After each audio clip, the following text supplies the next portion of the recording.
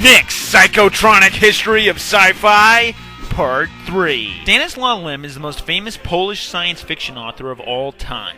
Probably the only Polish science fiction author, but several others are stubborn about it.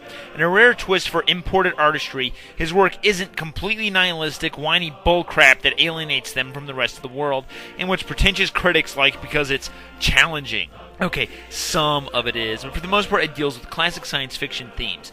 It also, dare I say, isn't about the Holocaust. No, I daren't. It's always about the Holocaust with these people.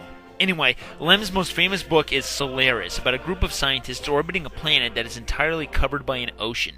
As they begin to study the planet, they realize that the ocean is alive and is a living consciousness unto itself. They try to communicate with it, but with disastrous results. The moral of the story is that the creature is too utterly alien for humans to interact with it, and that chaos erupts from this miscommunication. I presume that the subtext is about how people can't interact with each other, like there's a misunderstanding between countries and cultures, and even how one person to another can't truly get into one another's head, and how this is where suffering comes from. Or something, I don't know. This idea of a living planet would later be ripped off by Isaac Asimov in his novel Nemesis, but with much happier results. I was going to do Nemesis, but then this story popped up and I thought it fit in better. The novel would be adapted 3 times for film. Once as a TV film in Russia, which I've been told is the most accurate version.